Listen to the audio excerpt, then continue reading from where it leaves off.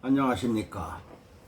오늘은 계묘일주의 운명적 특징과 조건 두 번째를 말씀드리겠습니다. 계묘일주가 천간으로 무토나 기토하고 연결이 되면은 어떻게 될 것인가, 이것을 보는 겁니다. 이 무토나 기토는 관살이죠. 관살. 이 관살은 뭐냐면은 나의 직을 얘기하는 겁니다. 직. 그래서 무토가 이렇게 무기합을 하죠. 무기합을 한다 이게. 그러면 이 무토는 나의 직을 만드는 요인이다 이거죠.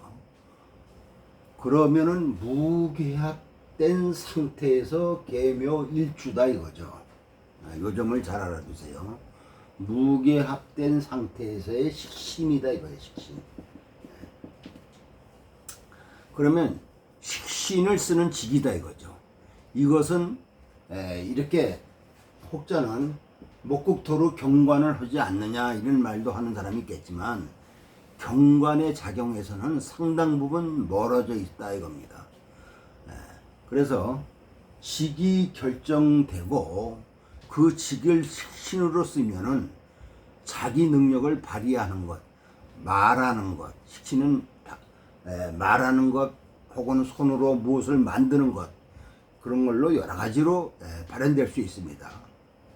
예를 들어서 식신을 말하는 걸로 쓴다고 그런다면 정관이라는 직을 가지고 말하는 거로 쓴다 이거죠. 예를 들어서 내가 변호사 자격을 갖고 있다 이거예요. 그럼 말하는 변호사 자격을 가지고 그거 갖고 정관으로 쓰는 직으로 형성된다 이거죠. 그래서 목국토를 하게 되는데 이 목이 식신으로서의 부분, 수생목에서 만들어지는 자기 능력이죠. 관을 다루는 능력이 식신이라는 겁니다. 목국토 한다는 것은. 그리고 정관에 만약에 재가 붙는다 그러면은 정관이 다루는 영역이죠. 재는 일간 입장에서 보면은 일입니다. 정관은 그러면 일을 다루는 직이다 이거죠. 일이 많다는 것은 직이 높아진다는 뜻입니다. 이것이 재성관입니다. 사람으로 말하면 재가 부하직원이거든요. 재라는 것은 내가 다뤄야 할 것, 책임져야 할 것, 관으로 보호해야 될 것입니다. 그러면 책임져야 할 것이 커진다는 것은 관의 지위가 올라간다는 뜻이죠. 그러면 관이 직이고 재가 업이 되는 겁니다. 여기에 만약에 인성이 붙으면 직을 다루는 자격, 그러면 인성이 업이고 정관이 직이 되겠죠. 정관이 무게합으로 되어 있고 인성이 갖추어져 있다면 정관을 다루는 자격을 갖고 있는 겁니다. 만약에 무월 계묘일로서 이렇게 경금이나 신금이 천간에 있다, 이렇게 인성으로 이렇게 무게합이 되어 있고 인성이 갖춰져 있다면 정관을 다루는 자격을 갖고 있는 거죠. 무월 계묘일 구성에 경금이 있어서 금생수 하고 있으면 식신을 다루기 위한 자격으로 연결이 됩니다. 그러면 공부에서 그걸로 직이 형성되고 식신은 그것을 다루는 능력이 되겠죠. 일지식신이 있다는 것은 나의 의지대로 혹은 내 취향대로 일을 주도하겠다는 것이죠. 그래서 일지식신이 있으면 본인이 요리를 해야 합니다. 그래야 직성이 풀린다 이거죠. 이런 구조는 직과 업을 갖고 있지만 직과 업 안에서 자기 개인성을 충분히 발휘할 수 있는 형태, 이것이 일지식신입니다. 일지식신은 내 것이거든요. 내 거. 만약에 식신이 월제에 있다면 사회적인 식신으로서 쓰여지는 것이고, 일지의 식신이 있는 것은 나의 식신으로서 내 것으로 개인적으로 쓰여지는 것을 말하는 겁니다. 그 다음에는 이렇게 정관과 관성의 균형을, 정관과 인성의 균형을 봐야 됩니다. 정관과 인성의. 인성이 지나치게 강하다면 자격과 내 자리와의 관계가 틀어질 수가 있습니다. 그래서 자리가 만족되지 않을 수 있다 이거죠. 다시 말하면은 관성은 약한데 만약에 인성이 이렇게 너무 왕하다. 그러면 자리에 내가 갖고 있는 자리를 불만족스럽게 쳐다본다는 얘기죠. 그것은 무슨 얘기냐면 표현해서 다른 말로 얘기한다면 내가 예를 들어서 박사예요. 미국에서 박사학위를 땄는데 만약에 뭐 부국 공무원을 날 시켜준다든가 혹은 뭐 어떤 계약직으로 들어간다든가 만약에 이런다면은 근무한다 하더라도 불만족스럽죠. 내가 공부한 게 얼만데 이런 자리밖에 못 앉는가 하고 불만이 있게 되는 거죠. 만약에 관성이 크고 인성이 약하다면은 또 이 직을 감당하기가 어려운 형태로 인성이 작용될 수 있습니다. 이것도 무슨 얘기냐? 내가 어떻게 운 좋게 직이 높은 자리로 혹은 부장이나 높은 자리로 올라갔는데 사실상은 내가 공부를 많이 못해갖고 고등학교 졸업했다. 만약에 이렇게 된다면 이 직을 좀 감당하기가 어려운 형태로 그 인성이 작용될 수가 있다는 얘기죠. 예를 들어서 설명하는 겁니다. 그러면 다시 돌아와서 식상이면은 관과 대응하는 조건이다 이겁니다. 관은 규칙을 말하고 사회성을 말합니다. 또 조직을 말합니다. 관은 전체적 입장, 회사 입장, 식상은 개인적 입장, 관은 조직 입장이고 식상은 나의 입장입니다. 관이 일관과 합했다는 것은 일관은 나를 조직 입장에 놓고 판단한다는 것입니다.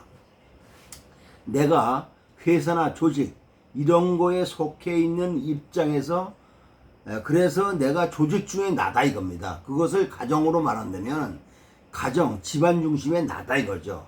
그런데 일지가 이렇게 식상으로 돼 있다면 나 중심에서 출발하는 것이다 이거죠. 그래서 내가 중심인 상태에서 조직이나 회사를 바라보는 거다 이겁니다. 요 점이 달라요. 조직 중에 나냐, 나의 중심에서 조직이냐, 요거에 따라서 달라집니다. 일지의 식신이 있다는 것은 내 개인성이 형성된 거죠. 자기 중심으로 만들어져 있다 이겁니다. 자기 중심이 강화되어 있다. 그런데 정관과 합을 하고 있다. 이거는 일지로는 개인성이 발달된 일주인데 조건이 관과 합을 하고 있는 거죠. 그러면 관 안에서의 개인성이다 이겁니다.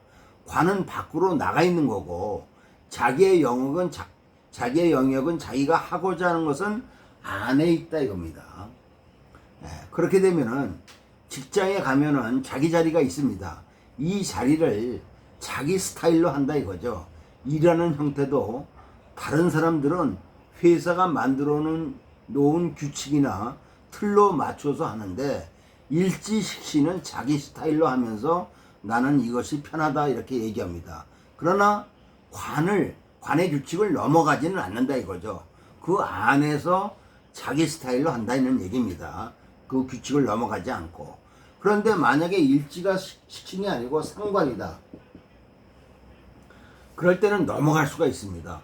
상관일 때는 자기만의 독창성 이런 것들이 회사 전체의 규칙이나 룰과의 관계에 문제를 야기시킬 수가 있어요.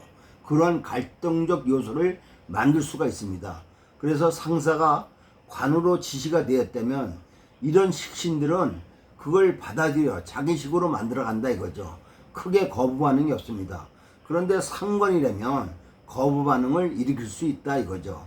그래서 상관이 관을 볼 때는 재와 인성의 컨트롤이 필요하다 이겁니다. 정관이 비겁과 연결될 수도 또 있습니다. 그래서 사주 해석에서는 모든 조건을 다 연결해 봐야 한다 이거죠. 그러면 정관이 여기서 비겁이 있다. 비겁. 이 정관이 비겁을 받다 이겁니다. 그러면 정관이 비겁을 컨트롤한다 이거죠. 비겁은 뭐예요? 사람입니다. 사람을 다루는 거예요. 비겁이 정관이 컨트롤하면, 비겁은 또 동료, 부하 직원, 주변 사람일 수도 있죠. 이걸 통제하는 형태가 됩니다. 정관이 비겁을 다루는 것도 상당히 능력 있는 사주의 하나다 이겁니다. 당연히 정관이 나와 합을 하고 있으니까 내가 모자를 쓰고 있는 겁니다. 내가 지기를 갖고 있는 거다 이거죠.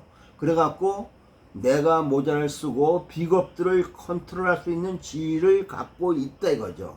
그래서 비겁이 없이 관을 쓴다는 것은 관의 지위가 높지 않을 수 있다 이겁니다. 왜냐하면 이 비겁이라는 것은 나와의 경쟁자인데, 그래서 이제 쟁관이라는 말이 있죠. 쟁관.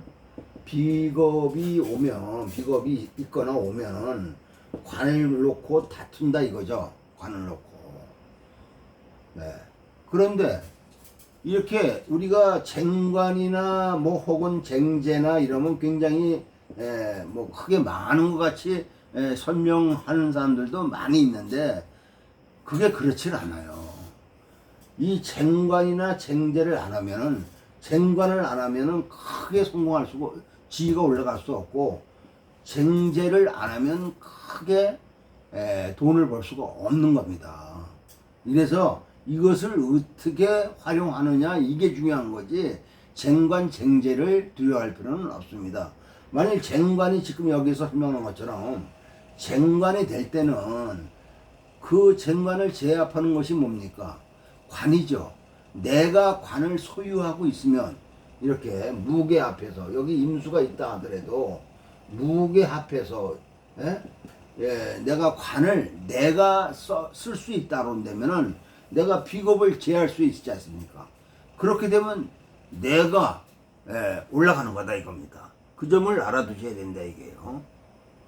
그래서 정관이 비겁을 통제하게 되면은 뭐예요? 내가 승진이 된다든가 관의 지위가 높이 올라갈 수가 있다. 이 점을 알아두세요. 그래서 그러면 지위가 언제 올라갑니까? 경쟁자가 없다면 그냥 정기적으로 때 돼야 올라간다 이죠. 비교가 안 되니까 호봉이 차에 올라간다 이거예요. 그런데 영업부서 같은 데는 일가와 이가가 비교가 되면 영업 실적이나 업무 실적이 계속 비교가 되죠. 비교도 시키고. 그럼 누가 승진합니까? 당연히 실적 높은 사람이 승진이 되겠죠. 또 안 되면 칠 수도 있고. 그럼 누가 앞장섭니까? 명에서는 그것이 핵심이다 이거죠. 비겁이 없는 명은 경쟁에 노출이 안 됐다는 것입니다. 경쟁에 노출이 안 됐다는 것은 뭐 반대적으로 얘기하면 편안하다, 남하고 다투지 않으니까 좋다, 이렇게 얘기할 수도 있지만, 폭발적으로 우뚝 서는 게 안 된다 이거죠. 그러니까 빨리 발전하는 게, 비겁을 이렇게 통제하고서 비겁을 이기고서 내가 나가야지 되지 않습니까? 그래야지 조직사회에서는 내가 앞으로 나가는 거죠. 그러니까 비겁을 두려워 말라 이거죠. 십성을 일간 중심에서만 보지 말고 재중심, 관중심, 식상중심, 비겁 중심에서 한번 대입을 해보는 숙달을 해봐야 됩니다. 꼭 일간만 보지 말라 이거죠. 다시 돌아와서 무게합이 돼 있다는 것은 내가 식신으로 하는 일에 자리가 주어졌다는 것입니다. 그러면 내가 식신으로 요리하는 요리사다 이거예요. 관이 주어졌으면 내가 요리사로서 호텔 뭐 주방장도 할 수도 있고, 허당호텔 청와대 가서 주방장 할 수도 있는 겁니다. 자기 개인적인 기능, 기술, 솜씨, 능력을 관으로 쓴다는 말입니다. 개수가 이렇게 기토로 연결이 되면은, 이건 이제 무토로 연결된 경우를 했잖아요. 기토로 연결이 되면은, 기토는 편관이죠. 일지의 식신과 연결이 되면은 식신제살이 되겠죠. 그죠? 그런 성향을 띠게 된다 이겁니다. 그런데 목국토는 적극적이지 않다 이겁니다. 이런 걸 잘 봐야 돼요. 그래서 이 생급 관계에서 생급 관계에서 지지는 지지끼리, 청간은 청간끼리의 생설극제가 직접적입니다. 직접적.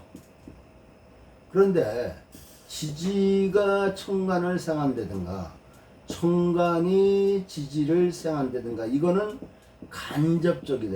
간접적. 요 점을 알아두셔야 됩니다. 요 점은 요 굉장히 중요한 거예요. 많이 공부하는 사람 보면 이것이 헷갈리는 경우가 있는데 이것이 중요하다 이겁니다. 그래서 이렇게 계묘가 있고 만약에 여기 을이 있다 이렇게 되면은 이렇게 자체에서 수색목 하는 것보다 청간끼리 수색목 하는 게 더 직접적이다 이걸 얘기하는 겁니다. 그러면 이렇게 계묘처럼 말이죠. 청간에서 지지로 지금 수색목이 되고 있잖아요. 그러면은 이 청간의 기운이 지지로 가서 결집되죠. 이것은 뭐냐면 지지는 뭐냐면 기륭을 결정한다 이게 지지는. 그리고 이렇게 청간으로 이렇게 올라가서 이렇게 수색목 하는 것은 요거는 사회적 성패를 주관한다 이거죠. 청간은 밖에서 보여지는 거고 지지는 안에서 내 현실에서 벌어지는 거기 때문에 이거는 기둥을 주관하고 이거는 밖에서 보여지는 걸로 성패를 주관한다 이거죠. 이렇게 이제 볼 수가 있는 것이죠. 그래서 지지는 마당이고 지장간은 지지 안에 갖고 있는 물건입니다.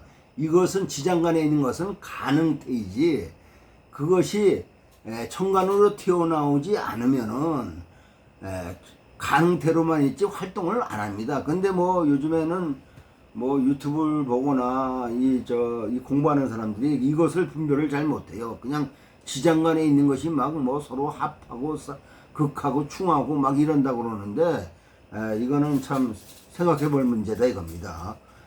그래서 지장간이 청간에 나올 때 활동태가 된다 이거죠. 지지의 중기는 지지 안에서 가장 깊숙이 있는 것이죠. 그래서 잘 드러나지를 않습니다. 다시 돌아와서 계묘가 기토를 보면은 간접적 조건으로 신 중심에서 살을 보려 하는 겁니다. 아까 무게합된 상태와 다른 점이 뭐겠습니까? 무게합은 계수가 정관 무토를 자기 몸으로 붙여서 쓰는 겁니다. 그것이 무게합입니다. 기토는 그것이 아니고 묘목을 쓰는 조건으로 기토 살을 바라보는 것이다 이거죠. 기토는 식신을 쓰는 직일 텐데 직의 유동성이 크다 이겁니다. 그래서 식신으로 솜씨를 발휘하는데 만약에 내가 타일공이다 한다면 잘합니다. 타일공을. 근데 기토는 무엇이냐면은 식신을 쓰기 위한 직장이다 이거죠. 그런데 기토직은 항상 달라질 수가 있다 이거죠. 상황에 따라서 어느 한 곳에서 일을 하는 것이 아니라 계약 조건에 따라서 일하는 곳이 달라진다 이겁니다. 그래서 그 점을 이 계수가 무토를 보는 경우와 계수가 기토를 보는 경우에 달라지는 점을 알아야 된다 이거죠. 그리고 계수가 병정화, 계묘일주가 병정화를 볼 때를 말씀드리겠습니다.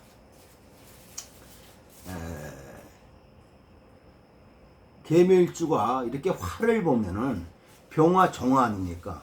그러면 식신생재가 됩니다. 목생화죠. 목생화가 된다는 것은 수생목이 순조로워진다 이거죠. 병화로 보여지면 식신을 일반화한다 이겁니다.